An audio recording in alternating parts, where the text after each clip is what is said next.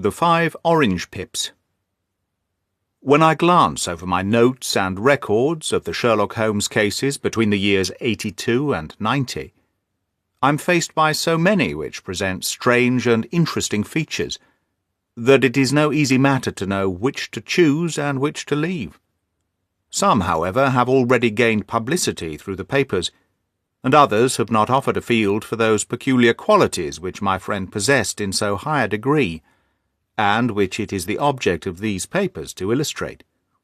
Some, too, have baffled his analytical skill, and would be, as narratives, beginnings without an ending, while others have been but partially cleared up, and have their explanations founded rather upon conjecture and surmise than on that absolute logical proof which was so dear to him. There is, however, one of these last which was so remarkable in its details and so startling in its results that I am tempted to give some account of it, in spite of the fact that there are points in connection with it which never have been and probably never will be entirely cleared up. The year 87 furnished us with a long series of cases, of greater or less interest, of which I retain the records. Among my headings under this 12 months, I find an account of the adventure of the Paradol Chamber, of the Amateur Mendicant Society, who held a luxurious club in the lower vault of a furniture warehouse, of the facts connected with the loss of the British bark Sophie Anderson, of the singular adventure of the Grice Pattersons in the island of Uffa, and finally of the Camberwell poisoning case. In the latter, as may be remembered, Sherlock Holmes was able, by winding up the dead man's watch, to prove that it had been wound up 2 hours ago, and that therefore the deceased had gone to bed within that time, a deduction which was of the greatest importance in clearing up the case. All these I may sketch out at some future date, but none of them present such singular features as the strange train of circumstances which I have now taken up my pen to describe. It was in the latter days of September, and the equinoctial gales had set in with exceptional violence. All the day the wind had screamed, and the rain had beaten against the windows, so that even here, in the heart of great handmade London, we were forced to raise our minds for the instant from the routine of life, and to recognize the presence of those great elemental forces which shriek at mankind through the bars of his civilization like untamed beasts in a cage. As evening drew in, the storm grew louder and louder, and the wind cried and sobbed like a child in the chimney. Sherlock Holmes sat moodily at one side of the fireplace, cross-indexing his records of crime, whilst I, at the other, was deep in one of Clark Russell's fine sea stories, until the howl of the gale from without seemed to blend with the text, and the splash of the rain to lengthen out into the long swash of the sea waves. My wife was on a visit to her aunt's, and for a few days I was a dweller once more in my old quarters at Baker Street. "Why," said I, glancing up at my companion, "that was surely the bell. Who could come tonight? Some friend of yours, perhaps?" "Except yourself, I have none," he answered. "I do not encourage visitors." "A client, then?" "If so, it is a serious case. Nothing less would bring a man out on such a day and at such an hour. But I take it that it is more likely to be some crony of the landlady's." Sherlock Holmes was wrong in his conjecture, however, for there came a step in the passage and a tapping at the door. He stretched out his long arm to turn the lamp away from himself and towards the vacant chair upon which a newcomer must sit. "Come in," said he. The man who entered was young, some 22 at the outside, well-groomed and trimly clad, with something of refinement and delicacy in his bearing. The streaming umbrella which he held in his hand, and the long shining waterproof, told of the fierce weather through which he had come. He looked about him anxiously in the glare of the lamp, and I could see that his face was pale and his eyes heavy, like those of a man who is weighed down with some great anxiety. "I owe you an apology," he said, raising his golden pince-nez to his eyes. "I trust that I am not intruding. I fear that I have brought some traces of the storm and the rain into your snug chamber." "Give me your coat and umbrella," said Holmes. "They may rest here on the hook, and will be dry presently. You have come up from the south-west, I see." "Yes, from Horsham." That clay and chalk mixture which I see upon your toe-caps is quite distinctive. I have come for advice. That is easily got. And help. That is not always so easy.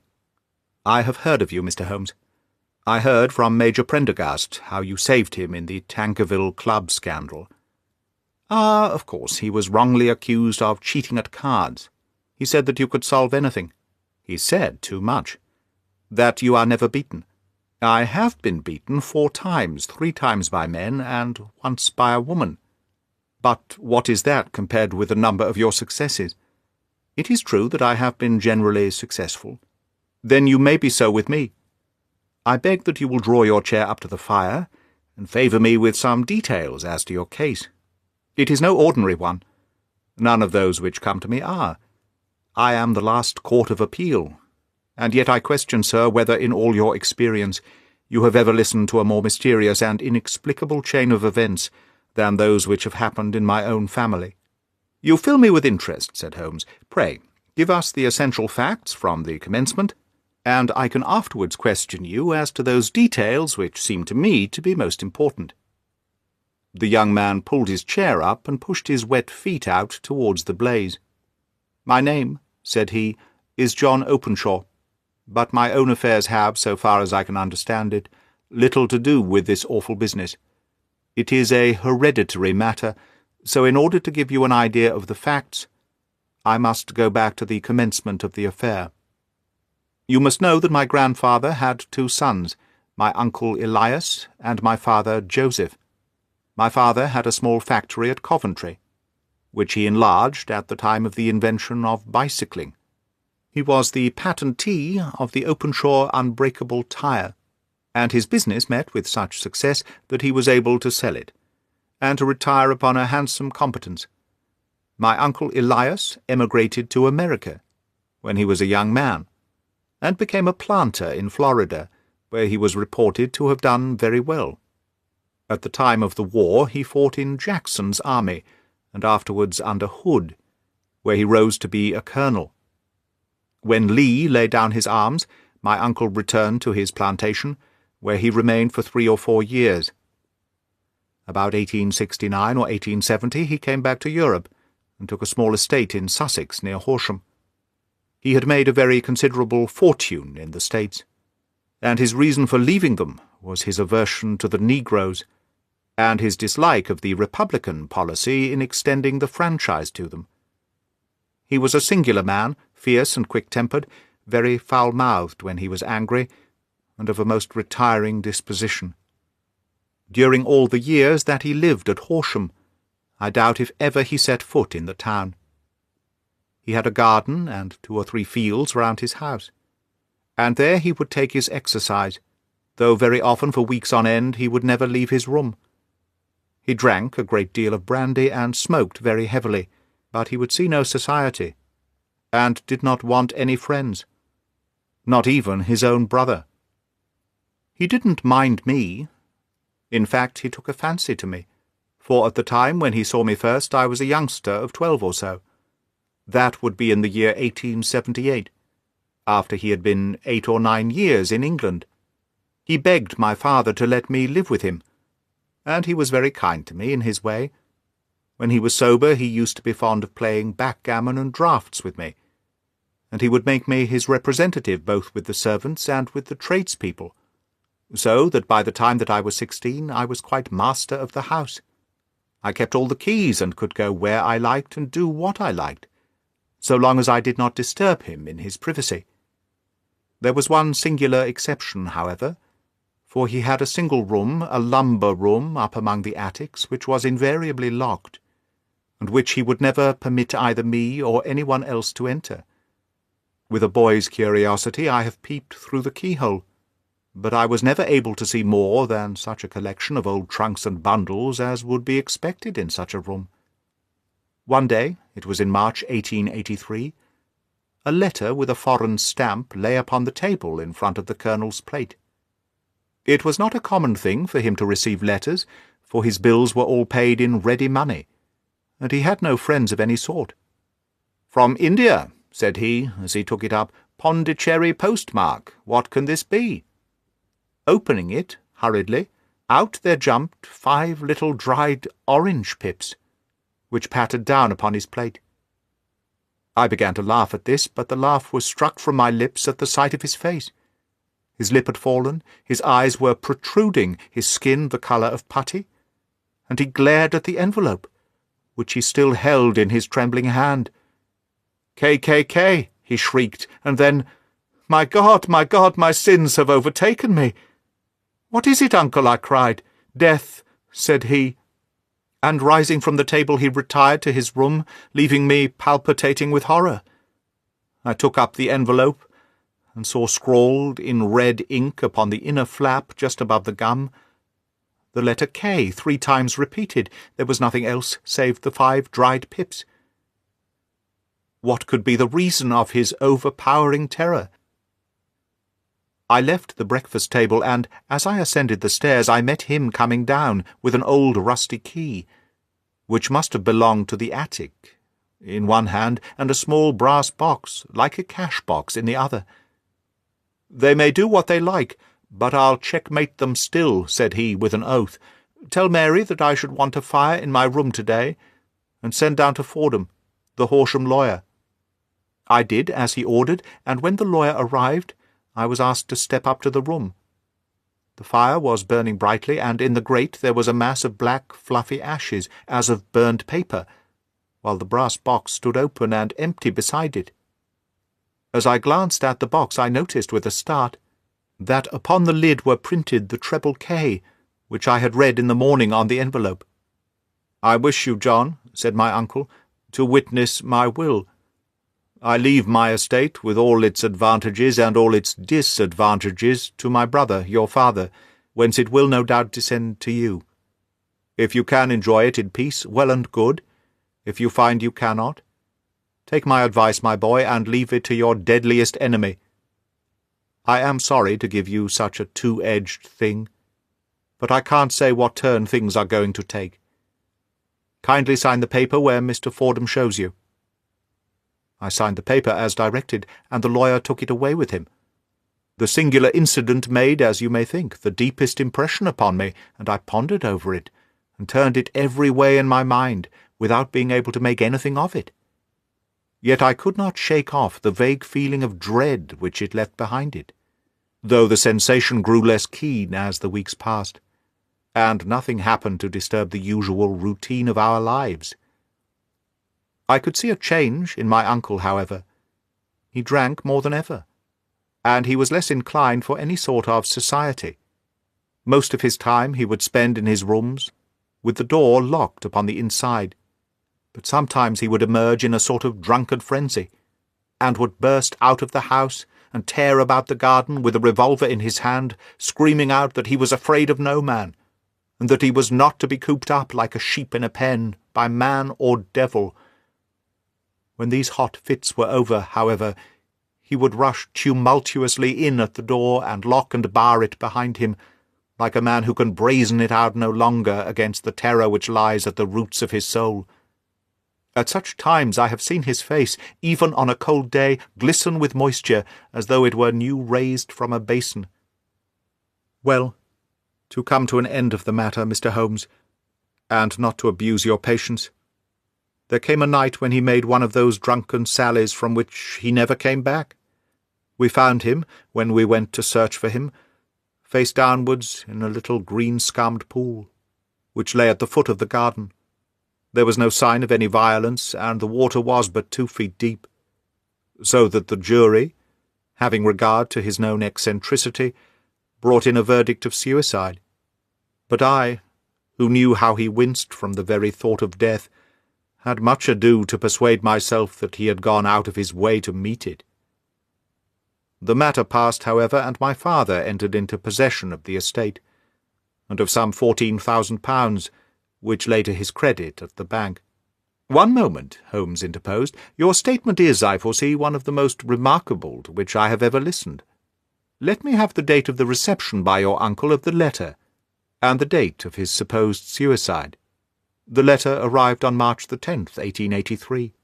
His death was 7 weeks later, upon the night of the 2nd of May. "Thank you. Pray proceed." When my father took over the Horsham property, he, at my request, made a careful examination of the attic, which had been always locked up. We found the brass box there, although its contents had been destroyed. On the inside of the cover was a paper label, with the initials KKK repeated upon it, and letters, memoranda, receipts, and a register written beneath. These, we presume, indicated the nature of the papers which had been destroyed by Colonel Openshaw. For the rest, there was nothing of much importance in the attic, save a great many scattered papers and notebooks bearing upon my uncle's life in America. Some of them were of the wartime, and showed that he had done his duty well and had borne the repute of being a brave soldier. Others were of a date during the reconstruction of the southern states, and were mostly concerned with politics, for he had evidently taken a strong part in opposing the carpet-bag politicians who had been sent down from the north. Well, it was the beginning of '84 when my father came to live at Horsham, and all went as well as possible with us until the January of '85. On the 4th day after the New Year, I heard my father give a sharp cry of surprise as we sat together at the breakfast table. There he was, sitting with a newly opened envelope in one hand, and 5 dried orange pips in the outstretched palm of the other one. He had always laughed at what he called my cock-and-bull story about the colonel, but he looked very puzzled and scared, now that the same thing had come upon himself. "Why, what on earth does this mean, John?" he stammered. My heart had turned to lead. "It is KKK, said I. He looked inside the envelope. "So it is," he cried. "Here are the very letters. But what is this written above them?" "Put the papers on the sundial," I read, peeping over his shoulder. "What papers? What sundial?" he asked. "The sundial in the garden. There is no other," said I. "But the papers must be those that are destroyed." "Pooh," said he, gripping hard at his courage. "We are in a civilized land here, and we can't have tomfoolery of this kind. Where does the thing come from?" "From Dundee," I answered, glancing at the postmark. "Some preposterous practical joke," said he. "What have I to do with sundials and papers? I shall take no notice of such nonsense." "I should certainly speak to the police," I said, "and be laughed at for my pains. Nothing of the sort." "Then let me do so." "No, I forbid you. I won't have a fuss made over such nonsense." It was in vain to argue with him, for he was a very obstinate man. I went about, however, with a heart which was full of forebodings. On the 3rd day after the coming of the letter, my father went home to visit an old friend of his, Major Freebody, who is in command of one of the forts up Portsdown Hill. I was glad that he should go, for it seemed to me that he was farther from danger when he was away from home. In that, however, I was in error. Upon the 2nd day of his absence, I received a telegram from the Major, imploring me to come at once. My father had fallen over one of the deep chalk pits which abound in the neighbourhood, and was lying senseless with a shattered skull. I hurried to him, but he passed away, without having ever recovered his consciousness. He had, as it appears, been returning from Fareham in the twilight, and as the country was unknown to him, and the chalk pit unfenced, the jury had no hesitation in bringing in a verdict of death from accidental causes. Carefully as I examined every fact connected with his death, I was unable to find anything which could suggest the idea of murder. There were no signs of violence, no footmarks, no robbery, no record of strangers having been seen upon the roads. And yet I need not tell you that my mind was far from at ease, and that I was well nigh certain that some foul plot had been woven round him. In this sinister way I came into my inheritance. You will ask me why I did not dispose of it. I answer, because I was well convinced that our troubles were in some way dependent upon an incident in my uncle's life, and that the danger would be as pressing in one house as in another. It was in January 85 that my poor father met his end, and 2 years and 8 months have elapsed since then. During that time I have lived happily at Horsham, and I had begun to hope that this curse had passed away from the family and that it had ended with the last generation. I had begun to take comfort too soon, however. Yesterday morning the blow fell in the very shape in which it had come upon my father. The young man took from his waistcoat a crumpled envelope, and turning to the table, he shook out upon it 5 little dried orange pips. "This is the envelope," he continued. "The postmark is London, Eastern Division. Within are the very words which were upon my father's last message, KKK. And then, put the papers on the sundial." "What have you done?" asked Holmes. "Nothing." "Nothing? To tell the truth," he sank his face into his thin white hands, "I have felt helpless. I have felt like one of those poor rabbits when the snake is writhing towards it. I seem to be in the grasp of some resistless, inexorable evil, which no foresight and no precautions can guard against." "Tut, tut!" cried Sherlock Holmes. "You must act, man, or you are lost. Nothing but energy can save you. This is no time for despair. I have seen the police." "Ah? But they listened to my story with a smile. I am convinced that the inspector has formed the opinion that the letters are all practical jokes, and that the deaths of my relations were really accidents, as the jury stated, and were not to be connected with the warnings." Holmes shook his clenched hands in the air. "Incredible imbecility!" he cried. "They have, however, allowed me a policeman who may remain in the house with me." "Has he come with you tonight?" "No. His orders were to stay in the house." Again Holmes raved in the air. "Why did you come to me?" he said. "And above all, why did you not come at once?" "I did not know. It was only today that I spoke to Major Prendergast about my trouble, and was advised by him to come to you. It is really 2 days since you had the letter. We should have acted before this. You have no further evidence, I suppose, than that which you have placed before us? No suggestive detail which might help us?" "There is one thing," said John Openshaw. He rummaged in his coat pocket, and drawing out a piece of discoloured, blue-tinted paper, he laid it out upon the table. "I have some remembrance," said he, "that on the day when my uncle burned the papers, I observed that the small unburned margins which lay amid the ashes were of this particular colour. I found this single sheet upon the floor of his room, and I am inclined to think that it may be one of the papers which had perhaps fluttered out from among the others, and in that way had escaped destruction. Beyond the mention of pips, I do not see that it helps us much. I think myself that it is a page from some private diary. The writing is undoubtedly my uncle's." Holmes moved the lamp, and we both bent over the sheet of paper, which showed by its ragged edge that it had indeed been torn from a book. It was headed March 1869, and beneath were the following enigmatical notices. 4th. Hudson came. Same old platform. 7th. Set the pips on Macaulay, Paramore, and Swain of St. Augustine. 9th. Macaulay cleared. 10th. John Swain cleared. 12th. Visited Paramore. All well. "Thank you," said Holmes, folding up the paper and returning it to our visitor.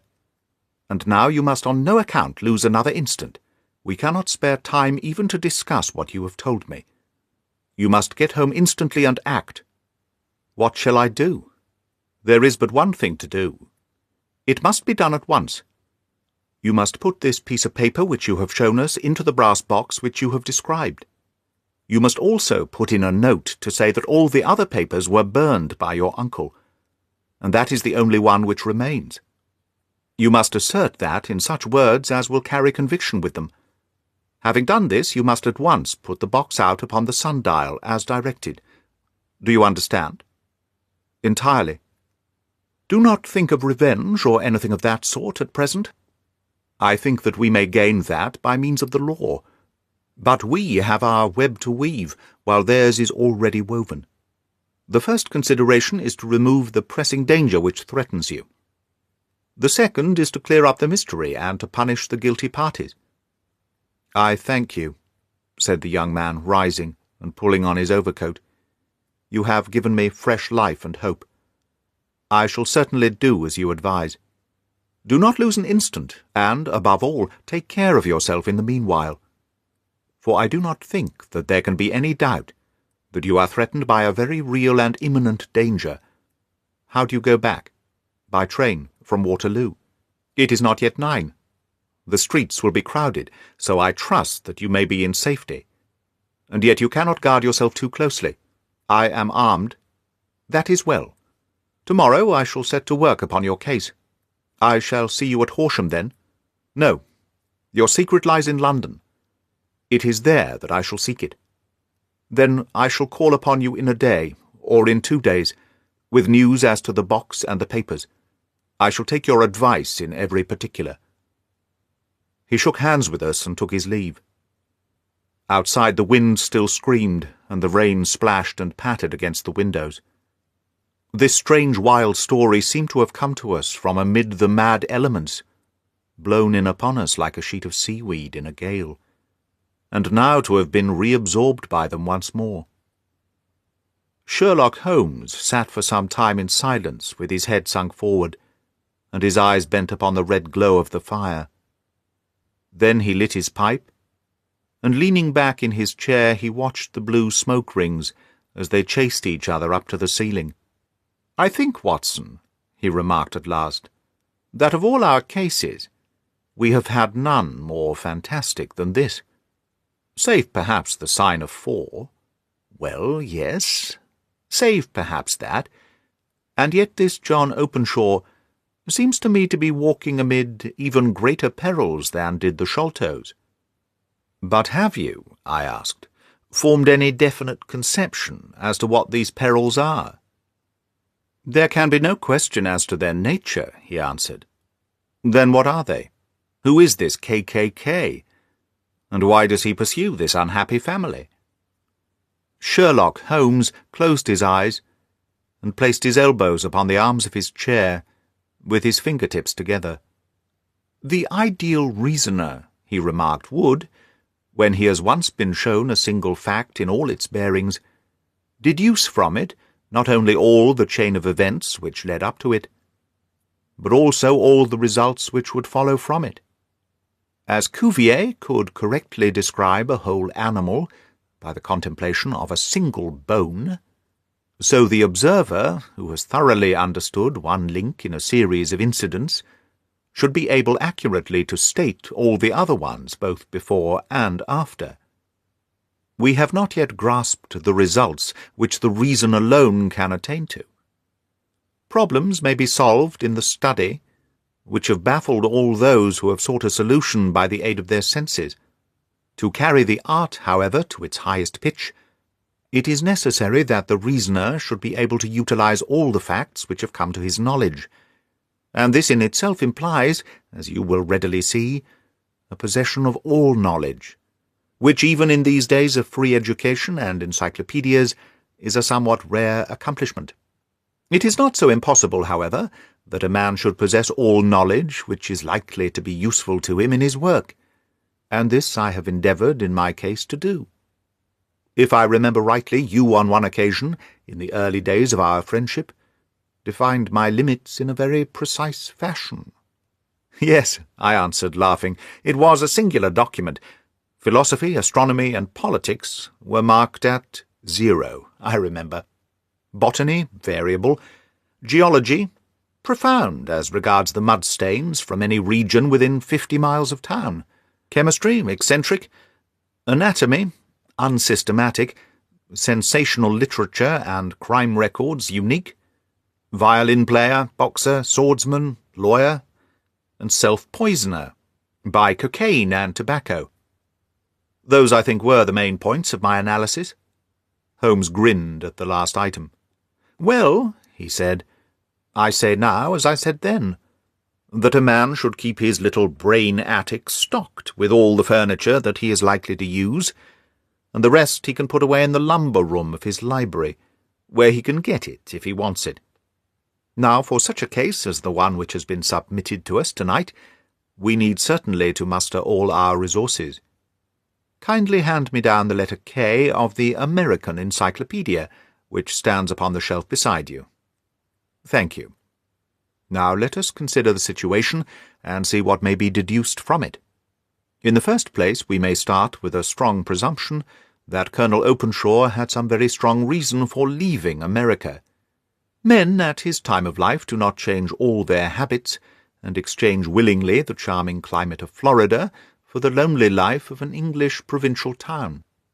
His extreme love of solitude in England suggests the idea that he was in fear of someone or something, so we may assume, as a working hypothesis, that it was fear of someone or something which drove him from America.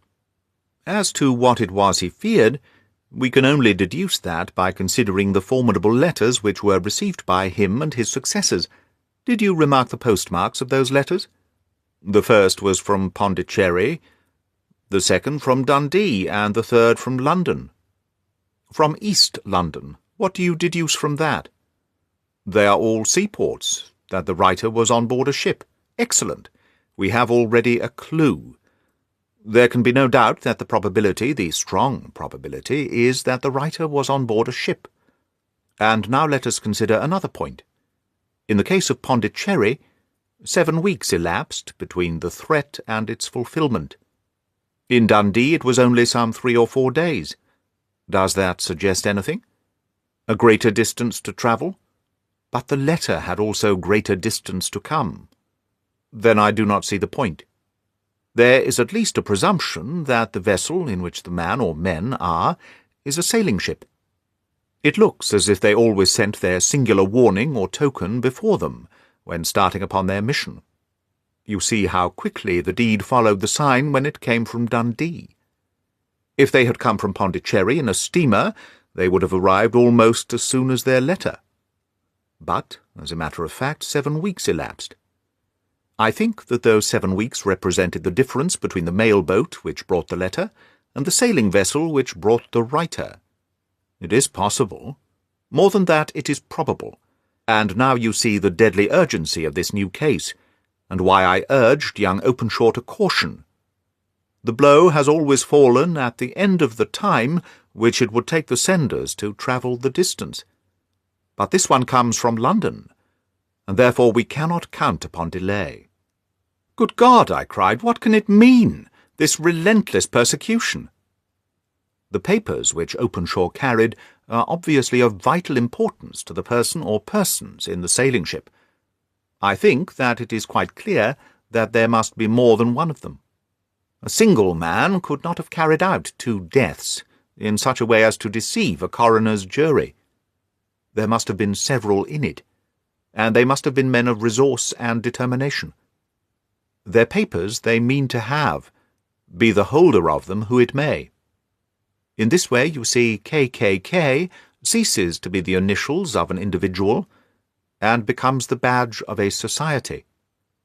Have you never, said Sherlock Holmes, bending forward and sinking his voice, have you never heard of the Ku Klux Klan? I never have. Holmes turned over the leaves of the book upon his knee. Here it is, said he presently, Ku Klux Klan. A name derived from a fanciful resemblance to the sound produced by cocking a rifle. This terrible secret society was formed by some ex-Confederate soldiers in the Southern States after the Civil War, and it rapidly formed local branches in different parts of the country, notably in Tennessee, Louisiana, the Carolinas, Georgia, and Florida. Its power was used for political purposes, principally for the terrorizing of the Negro voters, and the murdering or driving from the country of those who were opposed to its views.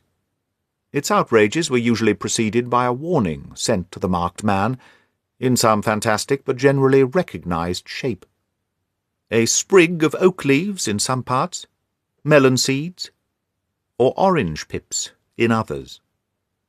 On receiving this, the victim might either openly abjure his former ways, or might fly from the country. If he braved the matter out, death would unfailingly come upon him, and usually in some strange and unforeseen manner.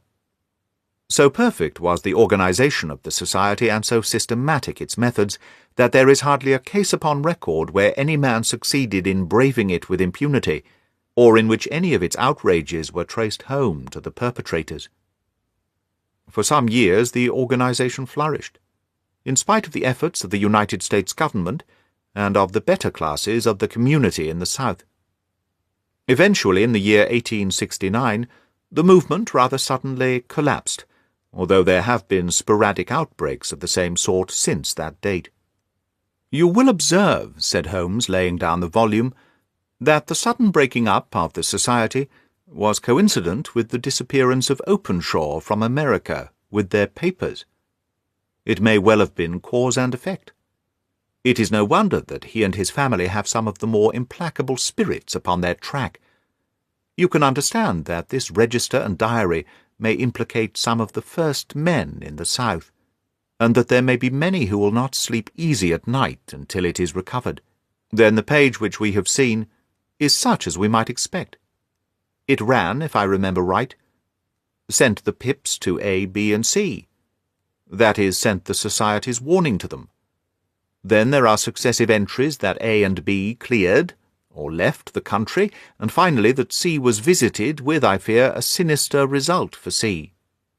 Well, I think, Doctor, that we may let some light into this dark place, and I believe that the only chance young Openshaw has in the meantime is to do what I have told him.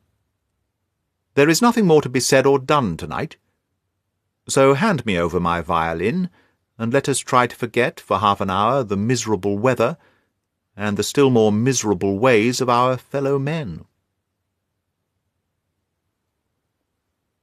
It had cleared in the morning, and the sun was shining with a subdued brightness through the dim veil which hangs over the great city. Sherlock Holmes was already at breakfast when I came down. "You will excuse me for not waiting for you," said he. "I have, I foresee, a very busy day before me in looking into the case of young Openshaw's." "What steps will you take?" I asked. "It will very much depend upon the results of my first inquiries. I may have to go down to Horsham after all." "You will not go there first?" "No, I shall commence with the city. Just ring the bell, and the maid will bring up your coffee."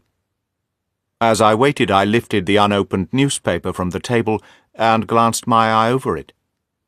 It rested upon a heading which sent a chill to my heart. "Holmes," I cried, "you're too late." "Ah," said he, laying down his cup, "I feared as much. How was it done?" He spoke calmly, but I could see that he was deeply moved. My eye caught the name of Openshaw, and the heading, "Tragedy near Waterloo Bridge." Here is the account.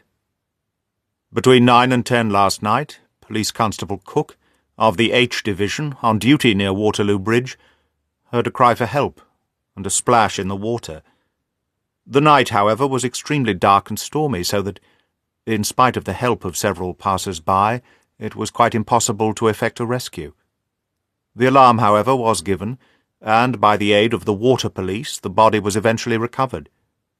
It proved to be that of a young gentleman whose name, as it appears from an envelope which was found in his pocket, was John Openshaw, and whose residence is near Horsham.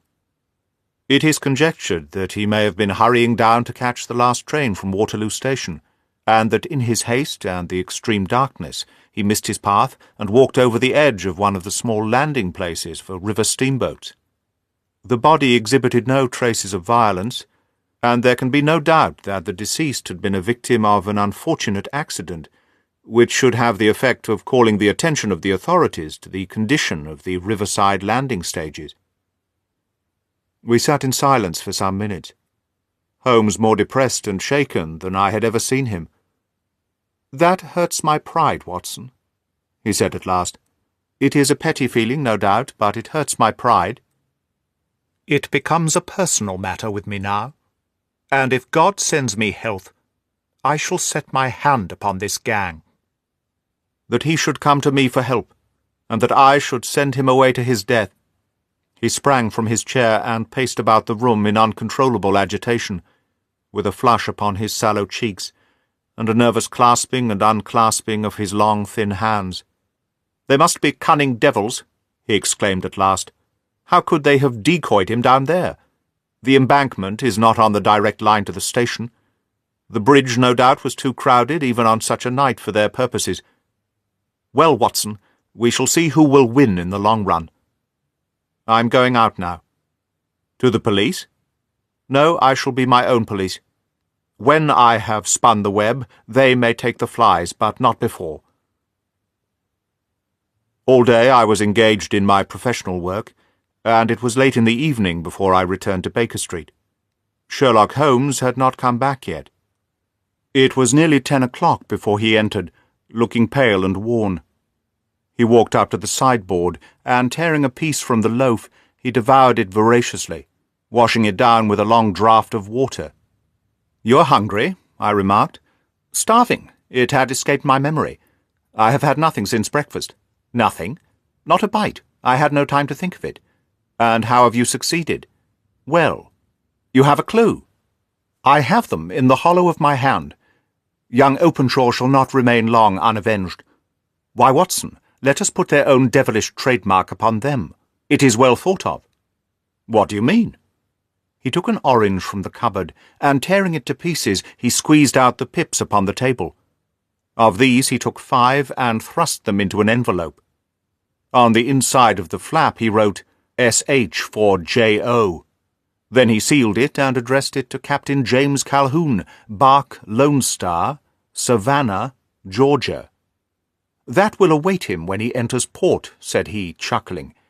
"It may give him a sleepless night. He will find it as sure a precursor of his fate as Openshaw did before him. And who is this Captain Calhoun?" "The leader of the gang. I shall have the others, but he first." "How did you trace it, then?"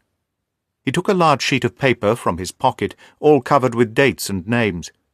"I have spent the whole day," said he, "over Lloyd's registers and the files of old papers, following the future career of every vessel which touched at Pondicherry in January and in February '83.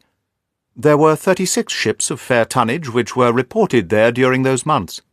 Of these, the Lone Star instantly attracted my attention, since, although it was reported as having cleared from London, the name is that which is given to one of the states of the Union.